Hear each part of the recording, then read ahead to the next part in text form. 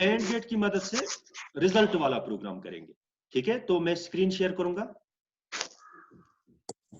आप देखिए यहाँ पे मैंने अभी आप लोगों को ये समझाया स्क्रीन पे। तो अब हम यहाँ पे जाएंगे, इसको क्लोज करेंगे हम अपना, या अगर होगा वो प्रोग्राम हमारा, हम एक प्रोग्राम को ओपन करने की कोशिश करेंगे एट मार्क्स। हमने एक मार्क्स वाला रखा है, मुझे लगता है हम इसके लिए नया ही एक प्रोग्राम बनाएंगे, नया ही प्रोग्राम बनाएंगे, न्यू स्टैंडर्ड एग्जीक्यूटिव। तो यहाँ पे हमने एक फॉर्म डाला, अश बनाऊं प्रोग्राम यतमजन अख, जिसमें बताया जाएगा कि आप पास हो या फेल हो। लेकिन पास और फेल होने के लिए दो कंडीशन है, खाली मार्क्स की कंडीशन नहीं है बल्कि अटेंडेंस की भी कंडीशन। ऊपर लिखेंगे, सबसे पहले हम ऊपर लिखेंगे यहाँ रिजल्ट प्रोग्राम, यहाँ ऊपर हम इसमें यहाँ पे प्रॉपर्टी चेंज करेंगे, प्रॉपर्टीज विंडो से इस पे लिखेंगे यहाँ पे रिजल्ट प्रोग्राम, रिजल्ट प्रोग्राम रखेंगे इसका। तो इसके बाद हम लोग यहाँ पे, ये हो गया रिजल्ट प्रोग्राम। इसके बाद हम यहाँ पे और एक लेबल डालेंगे, यहाँ पे लिखेंगे एंटर द मार्क्स, और दूसरी एक लेबल डालेंगे हम, वहां पे लिखेंगे एंटर द अटेंडेंस, और मार्क्स को टेक्स्ट बुक्स 1 में और अटेंडेंस को लेंगे टेक्स्ट बुक्स 2 में, और आउटपुट डालेंगे हम लेबल 4 पे, लेबल 4 पे हम आउटपुट डालेंगे कि पास हो या फेल हो। फेल तो फेल नहीं हो जाएगा कोई इंशाल्लाह। चलो यहाँ कमांड बटन डालते हैं चेक करने के लिए, और दूसरा एक डालेंगे यहाँ पे एग्जिट। ठीक है, ये हमारा क्या हुआ, ये कंप्लीट हुआ। क्या कंप्लीट हुआ हमारा ये कंप्लीट हुआ टेक्स्ट 1, टेक्स्ट 2 और लेवल 4। लेवल 4 में हम लोग क्या डालेंगे, इसमें हम डालेंगे रिजल्ट, आप पास हो या फेल हो। ठीक है, ये हम इसमें डालेंगे, ये हम डालेंगे लेवल 4 में डालेंगे। तो लेवल 4 में डाल के अब हम इनके कैप्शन चेंज करेंगे, यहाँ पे इसका लिखेंगे enter the marks, ENTER, enter the marks. यहाँ पे enter the attendance, enter the attendance, और यहाँ पे हम इसको खाली रख देंगे क्योंकि हमें इसमें अटेंडेंस लेनी या मार्क्स लेने हैं, इसको भी खाली रखेंगे, इसमें हम अटेंडेंस लेंगे, और इसको भी खाली रखेंगे क्योंकि हमें इस पे आउटपुट डालना है। इसको रखेंगे कमांड 1 को, जिसमें हम कमांड से एंटर करते हैं, इंस्ट्रक्शंस एंटर करते हैं, उसमें हम लिखेंगे चेक,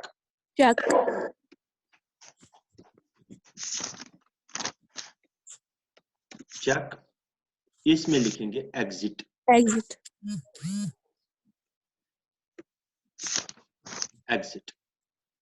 ठीक है। यस सर, पेज तैयार हो गया। अब हम प्रोग्रामिंग शुरू कर देंगे इसको समझाना, इस कमांड 1 को समझाएंगे। करना क्या है इस कमांड 1 को एक तो टेक्स्ट 1 से उठाना है एट मार्क्स, और दूसरा उसको स्टोर करके रखना है। टेक्स्ट 2 से उठाना है अटेंडेंस, हाँ टेक्स्ट 2 से उठानी है अटेंडेंस, उसको भी स्टोर करना है। इसके बाद हमें चेक करना है, अगर मार्क्स ग्रेटर देन है 33 एंड और attendance is greater than 80, then we can display here level 4 पे हम उस वक्त डाल सकते हैं कि यू आर पास। ठीक है, तो अगर नहीं है तो हम यहाँ पे लिखेंगे नीड्स टू इम्प्रूव, फेल नहीं कहेंगे हम उसको कहेंगे नीड्स टू, या बाल्फाज दीगर हम कहते हैं फेल। ठीक है, तो क्योंकि फेल का लफ्ज इस्तेमाल नहीं करना चाहिए क्योंकि इससे स्टूडेंट्स डिस्करेज होते हैं। फेल लफ्ज इस्तेमाल नहीं करना चाहिए। तो क्योंकि हर कोई बच्चा किसी ना किसी फील्ड में क्या होता है, काबिल होता है। कोई पढ़ने में कमजोर होता है, कोई लिखने में कमजोर होता है, कोई स्पीच में कमजोर होता है। आप लोग देखो बहुत सारे बच्चे ऐसे होते हैं कि वो पढ़ाई लिखाई में, लेकिन उनकी लीडरशिप क्वालिटीज बहुत अच्छी होती है, उनका स्पीच बहुत अच्छा होता है। कोई ना कोई हुनर होता है एक इंसान में। तो अल्लाह ने हर किसी को सेम नहीं बनाया है। तो हम इसकी प्रोग्रामिंग करेंगे। तो डिम, हमें पहले मार्क्स भी स्टोर करने हैं। उसके लिए हम एम एक वेरिएबल डिक्लेयर करेंगे, डिम एम। डिम से हम वेरिएबल को डिक्लेयर करते हैं और वेरिएबल का हम नाम देते हैं। जैसे हम लोगों ने यहाँ पे वेरिएबल का नाम क्या दिया, एम। वेरिएबल नाम देने के रूल्स भी मैंने आप लोगों को समझाया है। चलो इस वक्त मैं उस पर ज्यादा नहीं जाऊंगा। डिम एम एज इंटीजर, क्योंकि हम इसमें सिंगल भी रख सकते हैं, डबल भी रख सकते हैं, क्योंकि मार्क्स के भी क्या होते हैं, पॉइंट्स में भी होते हैं। इस वक्त कंसिडर करेंगे कि पॉइंट्स में नहीं है, इंटीजर्स है। इंटीजर, ओ सॉरी, इंटीजर। तो इसी तरीके से हम लिखेंगे दूसरा, अटेंडेंस भी रखते हैं ऐसे ही। अटेंडेंस भी हम रखेंगे, उसका नाम रखेंगे ए, वो भी रखेंगे इंटीजर। ये दोनों को मैंने एक ही स्टेटमेंट में डिक्लेयर कर दिया। शाहिद अंसारी, आपको समझ में आता है? Yes sir. कितना नहीं भी आएगा, उसके बाद दूसरे बैच में आप ये क्लासेस कंप्लीट करोगे, ठीक है? Yes sir. तो इसके बाद हम क्या करते हैं, m is equal two marks किस वाले टेक्स्ट बुक्स में है? वो है टेक्स्ट 1। क्योंकि वैल्यू क्योंकि हमें इस पे उसको चेक करना है, इसको देखना है, इस पे कैलकुलेशंस करनी पड़ेगी, हो सकता है। तो इसलिए हम वैल्यू उठाते हैं उसका। हम एज टेक्स्ट नहीं उठाएंगे उसको, बल्कि उसका वैल्यू उठाएंगे। Value of text 1 dot text है वो आप उठाइए, डालिए किसमें, एम में। और ए में क्या डाले, अटेंडेंस में क्या डालना है, value of text 2 dot text. Text 2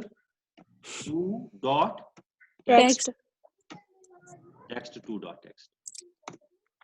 अब हम चेक करेंगे if marks is greater than 33, if एक कंडीशनल स्टेटमेंट है जिसको हम चेक करते हैं। चेक है कंडीशन, एक कंडीशन चेक करने के लिए हम इफ का इस्तेमाल करते हैं। if else if, these are the conditional statements, इनको हम conditional statements कहते हैं। and attendance is greater than 80, then फिर क्या करना है, then label 4 dot caption is equal to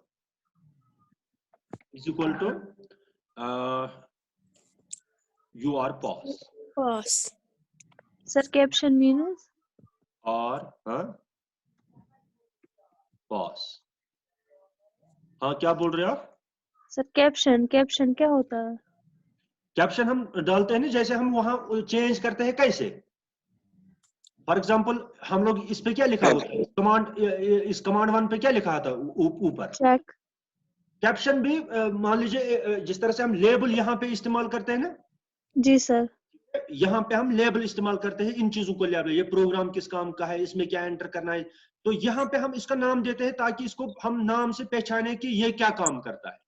caption भी एक तरह से क्या है, एक तरह से लेबल ही है, ठीक है? जी सर। फॉर एग्जांपल इस बटन से क्या होगा, चेक। इस बटन से क्या होगा, एग्जिट होगा। एग्जिट। हम कभी इस पे जाते हैं, कॉपी लिखा होता है, हम कहते हैं ये कॉपी बटन। तो हमें कैसे पता चलता है कि कॉपी, उसपे ऊपर कैप्शन लिखा होता है, अंदर से इसका नाम क्या है असल में। जहां पे चेक आप देखती हो, इसका कैप्शन चेक है, लेकिन नाम क्या है इसका, कमांड 1। यही है बस, बाकी कुछ नहीं है। जी सर। तो इसी तरीके से अब अभी तक हम लोग प्रॉपर्टीज विंडो से उसकी यानी ये चेंज करते थे कैप्शन। अब यहाँ पे हम लोग कमांड की मदद से करते हैं, ठीक है? क्योंकि ये कंडीशंस पे रखना है, इसलिए हम बाद में एल्स, अगर ये कंडीशन सेटिस्फाई नहीं हो रही है, नहीं हो रही है, तो क्या लिखेंगे? Label 4 dot caption you or not you are free हाँ, यहाँ पे लिखेंगे label 4 यू और चलो फेल ही लिखेंगे अब फिलहाल, ठीक है। तो लास्ट पे क्या लिखेंगे? एंड इफ, ठीक है। yes अब हम चेक करेंगे इस प्रोग्राम को कि ये ठीक काम कर रहा है या नहीं कर रहा है। तो हम इसको क्या करेंगे? एग्जीक्यूट करेंगे, रन करेंगे, कंपाइल होगा ये। तो ये जो इसको कहते हैं सोर्स कोड, ये जो है ना कोड, yes sir कहते हैं सोर्स कोड। क्या? Source so code. तो इसको हमें, क्योंकि हमें पता है ना कि ये कोड कंप्यूटर नहीं समझेगा। क्यों नहीं समझेगा? क्योंकि कंप्यूटर जीरोस एंड वन्स को, इसको हमें कन्वर्ट करना पड़ता है किसमें? बाइनरी में, मशीन कोड में। इसको कौन करता है वो कन्वर्ट? इसको कन्वर्ट करता है कंपाइलर, कंपाइल करता है इसको। कंपाइल मींस ये इसको चेंज, सोर्स कोड को चेंज करता है किसमें? मशीन कोड, machine language ठीक है, मशीन लैंग्वेज में कन्वर्ट करता है। तो यहाँ पे हम इसको क्या करेंगे? इसको रन करेंगे, रन हो गया। यहाँ पे लिखेंगे 35, यहाँ पे लिखेंगे 81, check, you are pass, you are pass. अगर यहाँ पे रखेंगे मार्क्स कम ही रखेंगे, 22, अटेंडेंस 81 ही रखेंगे, चेक, यू आर फेल। अब यहाँ पे 21 रखेंगे, यहाँ पे 55 रखेंगे, तो यू आर फेल। क्योंकि जब तक ये दोनों कंडीशन सेटिस्फाई नहीं होंगी तब तक वो पास नहीं होगा। तो अब अगर हम इसमें क्या करेंगे? अब हम अगर कहेंगे दो में से एक होनी चाहिए, वजन त्रावन युहस यल दपन है यमन 60% अटेंडेंस है, ठीक है, या गस आसन तिम एग्जामस पास गमत 13 मार्क्स हयोर, नत गस आसन 60% attendance दयम मज आसे तिम आसा करवो कस पास, yes ठीक sir है। तो फिर हम यहाँ पे क्या करेंगे? और मतलब दो में से एक होनी चाहिए, एक दो में से एक। तो रन करेंगे, जैसे हम यहाँ पे इसको 21 रखेंगे तो ये हिसाब मार्क्स के हिसाब से फेल है, लेकिन यहाँ पे इसकी अटेंडेंस जो है वो है 85, तो ये क्या होगा? ये है पास। pass अब यहाँ पे फॉर एग्जांपल यहाँ पे है 21, अब यहाँ पे है इसकी मार्क्स है 60, तो फिर भी पास। अब अगर यहाँ पे 21 है और यहाँ पे भी फॉर एग्जांपल 28 ही है, दोनों का कम आ रहे हैं, फिर ये फेल है, ठीक है। yes sir तो ये है सिंपल प्रोग्राम, एंड जहां पे हम ऑपरेटर का इस्तेमाल करते हैं, लॉजिकल ऑपरेटर्स का इस्तेमाल करते हैं, ठीक है। yes sir समझ में आ रही है बात? yes किस sir समझ में नहीं आया? किस को समझ में नहीं आया? कौन से ऐसे स्टूडेंट है जिनको समझ में नहीं आया? शाबाश। वो स्टूडेंट्स जिनको समझ में नहीं आया वो मुझे बताओ, हमें समझ में नहीं आया, मैं उनको फिर से पढ़, ठीक है। Yes, sir. सर मुझे आपको समझ में नहीं आया? यस सर, आप कौन हो? शाहिद सर। अच्छा, शाहिद अंसारी। Yes sir. हाँ, आप एक काम करोगे, आपका कोई इशू नहीं है। मैं कहता हूँ आपको, मैं ये जो है ना, जब मैं 11th का जो दूसरा बैच में स्टार्ट करूंगा ना, यस मैं सर। आपको उस दिन यहाँ पे बुलाऊंगा, ठीक है। यानी इस प्रोग्राम में मैं आपको बताऊंगा ये वाले कुछ आप अटेंड कर लो। आपको कहाँ पे समझ में नहीं आया फिर भी बताओ? सर कोडिंग में सर थोड़ी सी प्रॉब्लम है। कोडिंग में? Yes sir. फॉर एग्जाम्पल, शाबाश। सर वो डीम इंटीजर कैसे वो डिक्लेयर कर रहे हैं सर, फिर एंड कैसे डाल रहे हैं वही। हाँ देखो, हाँ ये उसी वजह से है ना, क्योंकि आपने पहली वाली क्लास अटेंड नहीं की। देखो, हमें अगर इंग्लिश में कहना होता है किसी इंसान को स्टैंड अप, खड़े हो जाओ, तो हम उसको क्या कहते हैं इंग्लिश में? Stand up. अगर हमें किसी को कहना होता है मेरे पास आ जाओ, हम लोग कहते हैं उसको कम हियर इंग्लिश में। yes sir जब हम कोई लैंग्वेज सीखते हैं, हम उसके वर्ड सीखते हैं। जिस इंसान ने इस इंग्लिश को बनाया है, जिस इंसान ने या जिन लोगों ने इस इंग्लिश को बनाया है, उन्होंने हर किसी चीज को, दुनिया के हर किसी चीज को उन्होंने उस लैंग्वेज में नाम देने की कोशिश की है। कि कलम को इंग्लिश में कहेंगे हम पेन, इंसान को कहेंगे मैन, ठीक है। इसी तरीके से हर किसी चीज को उन्होंने अपना अपना नाम दिया है। नाम दिया। जब हम कंप्यूटर की लैंग्वेज सीखते हैं, जब हम कंप्यूटर की लैंग्वेज सीखते हैं, कंप्यूटर की लैंग्वेज बनाने वाले ने हर किसी काम के लिए वर्ड रखे हैं। जब वो उसका कंपाइलर बनाता है, उस लैंग्वेज का कंपाइलर बनाता है, उसने उसका क्या रखा है, उसने हर किसी काम के लिए एक एक वर्ड रखा है। उन वर्ड्स को हम लोग कहते हैं कीवर्ड्स। कीवर्ड्स। यानी एक कंपाइलर का, एक कंप्यूटर प्रोग्रामिंग लैंग्वेज का जब एक कंपाइलर बनाया जाता है, उस वक्त बहुत सारे वर्ड्स को रिजर्व किया जाता है किसी खास काम के लिए। हम उन वर्ड्स को कहते हैं these are the reserved words. Reserved. जैसे फॉर एग्जांपल वीबी वाले ने, विजुअल बेसिक्स वाले ने कहा है कि अगर आप लोगों को कोई वेरिएबल डिक्लेयर करना है, जैसे हमें वेरिएबल्स की जरूरत पड़ती है, हमें रोल नंबर स्टोर करना है, हमें मार्क्स स्टोर करने हैं, हमें किसी का नाम स्टोर करना है, हमें किसी की डेट ऑफ बर्थ स्टोर करनी है, हमें बहुत सारी चीजें हमें स्टोर करनी पड़ती है दुनिया में। तो हम उनको कहां पे स्टोर करेंगे? कंप्यूटर में, कंप्यूटर की मेमोरी में। मेमोरी में। तो कंप्यूटर की मेमोरी के एड्रेस हमें पता नहीं होती है। हर किसी मेमोरी लोकेशन का एड्रेस होता है कंप्यूटर में, हर किसी मेमोरी लोकेशन का एक एड्रेस होता है कंप्यूटर, एड्रेस होता है। और हम उस कंप्यूटर मेमोरी लोकेशन को कैसे एक्सेस करते हैं? हम लोग एक्सेस करते हैं उसको एक वेरिएबल के जरिए। और उस वेरिएबल को हम कैसे डिक्लेयर करते हैं? इसमें डिम। हम इसमें कैसे डिक्लेयर करते हैं? हम एक डिम कीवर्ड से इस्तेमाल डिक्लेयर करते हैं। Dim is used to declare a variable. Keyword is a keyword used to declare a variable. Variable क्या होता है? एक मेमोरी लोकेशन का नाम होता है। वेरिएबल एक मेमोरी लोकेशन का क्या होता है? नाम होता है।